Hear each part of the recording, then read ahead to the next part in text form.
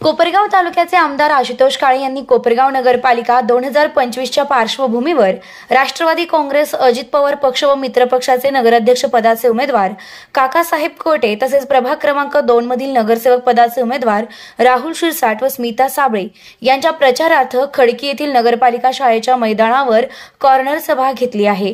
यावेळी आमदार काळे बोलत होते। यावेळी आमदार आशुतोष काळे, काकासाहेब कोटे, सचिन गवारे, किशोर डोखे, माजी नगरसेविका मायावती खरे यांसह शहरासह प्रभागातील झालेले कामाचे तसेच भविष्यातील विकास कामाचं व्हिजन नागरिकांना समोर मांडत विरोधकांवर हल्लाबोल करत निशाणा साधलाय। दरम्यान यावेळी आमदार आशुतोष काळे यांच्या कार्यशैलीवर प्रभावित होत अनेकांनी राष्ट्रवादी काँग्रेसमध्ये प्रवेश केला आहे। यावेळी कार्यक्रमाचे अध्यक्ष बाळासाहेब दहे, दिनकर खरे, शैलेश साबळे, अशोक आव्हाटे, संदीप कपिले, संजय साबळे, हिंगे मावशी, राजेंद्र खरनार यांसह राष्ट्रवादी काँग्रेस पक्षाचे पदाधिकारी, कार्यकर्ते, माजी नगरसेवक, प्रभागातील नागरिक मोठ्या संख्येने उपस्थित होते। निर्भीड न्यूज, योगेश डोके, कोपरगाव। महिलांचा रोजगार असेल, आपल्या तरुणांच्या हाताला कामं मिळाली पाहिजे म्हणून MIDCची मागणी आपण केलेली। यासाठी जागा उपलब्ध करून त्या ठिकाणी आपल्याला कंपन्या आणायचे, आपल्या प्रपंचाला हातभार कसा लागेल। कोणी जर तरुण असेल त्याला 10,000 त्या ठिकाणी महिन्याचा पगार असेल तर तो 20,000 25,000 पर्यंत कसा जाईल। अशा प्रकारच्या योजना किंवा कंपन्या या ठिकाणी आपल्याला आणायच्या आहेत आणि त्या पद्धतीने आपल्याला काम करायचं। परंतु समोर जर बघितलं, आपल्या अडचणी सुटू नये, आपला 5 नंबर तलाव पूर्ण होऊ नये म्हणून समोरच्या विरोधकांनी कोर्टामध्ये 36 तारखा केल्या, कोट्यावधी रुपये खर्च केले आणि मागणी एकच केली, 5 नंबर तलावाचं काम तातडीने थांबवावं आणि त्याची चौकशी करावी। 5 नंबर तलाव जर पूर्ण झाला तर आपला पाण्याचा प्रश्न काही अंशी कमी होणार आहे। तो जर प्रश्न कमी झाला तर तुम्ही सर्व माता भगिनी मला आशीर्वाद देणार आहे। तुमचा आशीर्वाद मिळू नये म्हणून कोर्टामध्ये जायचं, नगरपालिकेमध्ये विरोधी ठराव घ्यायचे, अशा प्रवृत्तीचे लोक समोर आहे। आणि म्हणून माझी आपल्याला कळकळीची विनंती, मी तुमच्या भेटीसाठी कुठल्या ना कुठल्या निमित्ताने येत असतो। आपल्या सुखदुःखामध्ये जेवढं शक्य होईल तेवढं सहभाग होण्याचा किंवा उत्सवाच्या निमित्ताने या ठिकाणी येण्याचा प्रयत्न सातत्याने करत असतो। आपल्यातला माणूस म्हणून आपण जे काय आशीर्वाद मला विधानसभेला दिलेले आहे, मी माझी जबाबदारी पूर्णपणे पार पाडणार, प्रामाणिकपणे पार पाडणार। परंतु माझ्या जोडीला नगराध्यक्ष, नगरसेवक माझ्या हक्काचे असतील तर आपल्या कामाला गती डबल नाही, ट्रिपल नाही, 5 पट त्या ठिकाणी 10 पट गती कशी मिळेल हा प्रयत्न माझ्यातर्फे असणार आहे। नगरसेवकांकडनं त्या ठिकाणी काम करून घेण्याची जबाबदारी ही माझी नाही आणि म्हणून पूर्णपणे नुसता आपला प्रभाग नाही, आपल्या बाजूच्या प्रभागात असतील, शहरामध्ये जिथे कुठे आपले नातेवाईक असतील, या सर्वांना आपण त्या ठिकाणी विनंती करावी। राष्ट्रवादी काँग्रेस पार्टीचे घड्याळ चिन्हाचे उमेदवार आपण सर्व शहरामधून त्या ठिकाणी निवडून द्यावे, अशा प्रकारची कळकळीची विनंती या निमित्ताने आपल्या सर्वांना करतो। आपण बऱ्याच वेळापासून या सभेसाठी उपस्थित आहात, त्याबद्दल आपल्या सर्वांचे मी आभार व्यक्त करतो। उद्याच्या दुपारी 2:30 वाजता आपल्या राज्याचे उपमुख्यमंत्री आदरणीय अजितदादा, राज्याचे अर्थमंत्री आहेत, लाडक्या बहिणींना जे काही पैसे चालू केले ते त्यांच्या खात्यामधून त्या ठिकाणी चालू झालेले आहे आणि म्हणून ते आपल्या सर्वांच्या भेटीला उद्या कोपरगाव शहरामध्ये येणार आहे। तर आपण सर्वांनी मोठ्या संख्येने त्या सभेला उपस्थित राहावं। पूर्णपणे त्यांचं भाषण होईपर्यंत आपण थांबावं। त्यांचा जो काही काम करण्याचा झपाटा आहे, त्या माध्यमातून लाडकी बहीण योजना सुरू झाली आणि पुढचे 5 वर्ष ही लाडकी बहीण चालू ठेवण्यासाठी त्यांचं सातत्याने त्या ठिकाणी काम चालू आहे। अशी अजितदादा यांच्या सभेसाठी आपण उपस्थित राहून त्या सर्व आपल्या उमेदवारांचा उत्साह वाढावा, अजितदादांचे विचार ऐकावे, त्यासाठी आपण सर्वांनी उपस्थित राहावं, अशा प्रकारची विनंती या निमित्ताने आपल्या सर्वांना करतो। आपण सर्वजण विधानसभेला आपण भरभरून मला मतदान केलं, राज्यामध्ये 5 नंबरचं मताधिक्य आपण देऊन मला या ठिकाणी काम करण्याची पुन्हा एकदा संधी दिलेली आहे. पुढचे 4 वर्ष आमदार म्हणून काम करण्याची संधी मला आहे. त्या माध्यमातून मी कामं करणार आहे. परंतु नगरपालिकेची जोड जर मिळाली तर कामं करण्याचा स्पीड त्या ठिकाणी वाढणार आहे. आणि जर नगरपालिकेतून कामं नाही झाली पुढच्या 4 वर्षाला तुम्ही मला कान पकडून विचारू शकता, तू तर लय बोलत होता, काय झालं कामाचं, हे तुम्ही निश्चितपणे त्या ठिकाणी विचारू शकता. कारण की पुढच्या 4 वर्षानंतर निवडणूक विधानसभेची येणार, नगरपालिकेनंतर तीच निवडणूक असणार आहे. आणि मग त्या पद्धतीने आपण सर्वांनी तिन्ही नगराध्यक्ष नगरसेवक हे घड्याळाचेच निवडून द्या, सगळ्या प्रभागामधून त्या पद्धतीने प्रयत्न करा, एवढी कळकळीची विनंती या निमित्ताने करतो. आपण सर्वजण आलात त्याबद्दल पुन्हा एकदा आपल्या सर्वांचे आभार व्यक्त करून माझे 2 शब्द थांबवतो. एकामागे एक कामं चालूच होते. किती रुपयाची कामं झाले या प्रभागामध्ये? 8 ते 9 कोटी रुपयाचे कामं या प्रभागामध्ये झालेले आहेत. मला वाटतं यापूर्वी कधीही एवढा निधी कोणत्याही आमदारांनी कोणत्याही खासदारांनी दिलेला नसेल. या आशुतोष दादांचं या खडकीवरचं प्रेम आहे, सर्वसामान्य जनतेवरचं प्रेम आहे. आणि खरं तर त्याच्यामुळेच मी या निवडणुकीत उतरलेलो आहे.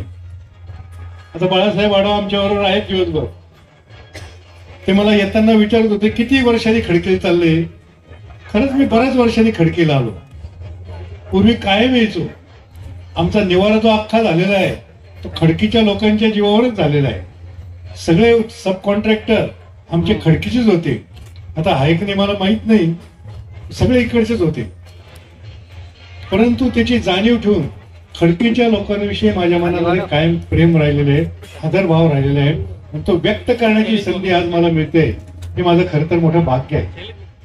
आशुतोष दादांनी जे कामं केलेले, महाराष्ट्रातल्या आमदारांमधला विकास पुरुष, कार्यसम्राट आमदार, अशा प्रकारची पदवी आशुतोष दादांना आपण खरं तर कोपरावांनी दिली पाहिजे. मी ज्या ज्या प्रभागामध्ये फिरतोय त्या प्रभागामध्ये काम काम आणि काम. सगळीकडे ज्या झोपडपट्ट्यांमध्ये मी पूर्वी फिरायचो तिथे सगळे गेल्यानंतर तक्रारी ऐकायला मिळायच्या, आमच्याकडे गटरी झालेलं नाही, आमच्याकडे रस्ते झालेले नाही.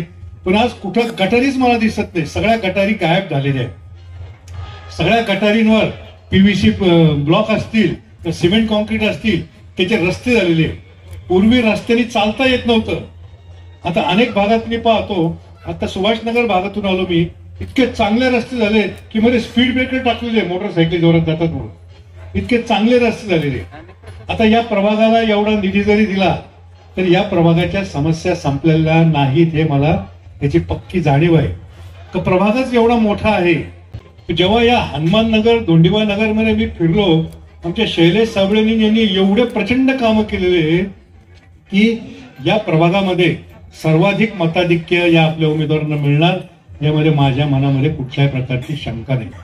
माझी तुम्हाला विनंती फक्त एकच आहे की तुम्ही तिन्ही मतं घड्याळाला दिले पाहिजे. खडकींच्या लोकांचा मी लाडका काका आहे. मला तुम्ही मतं देणार आहात. हे जे 2 तुमचे उमेदवार आहे ना, राहुल शिरसाट आणि स्मिताताई साबळे, यांना सुद्धा तुम्ही मतं दिलेच पाहिजे असं मला तुम्हाला आग्रह.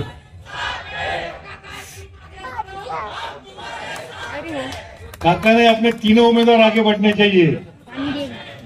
आपल्या इथं सभा चालू झाल्यापासून सगळ्याच कामांची यादी आपण वाचून दाखवलेली आहे.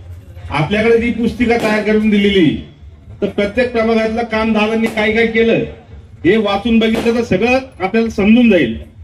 कोणतं काम न करण्यासारखं असं कोणतीही गोष्ट त्यांच्या मनात नाही का आपण घेऊन गेलो आणि त्यांनी केलं नाही.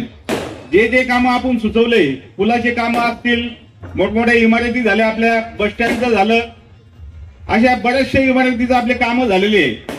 आणि मेन म्हणजे आपल्या पाण्याचा मुद्दा, 20-25 वर्ष मागे जर गेले तर दादा आमच्या इथं कोणतीही मोटर जरी चालू झाली एखाद्या शेतकऱ्याची तर तिथं लाईन लागायची अड्डे घेऊन तरी.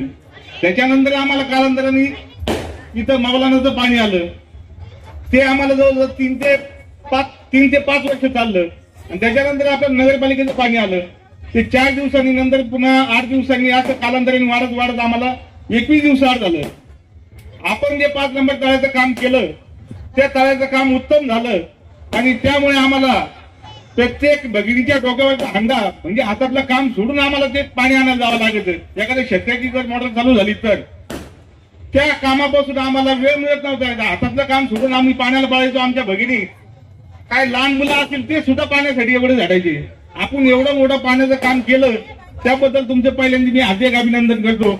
जेणेकरून आपल्याला ते आता 4 दिवसाला पाणी येत आहे तर ते दर दिवसाला त्यांनी जी आपली दादांनी बोलून दाखवलेलं आहे आणि दादांनी दिलेला शब्द कधी खाली जात नाही हे आपणही बघितलेलं आहे.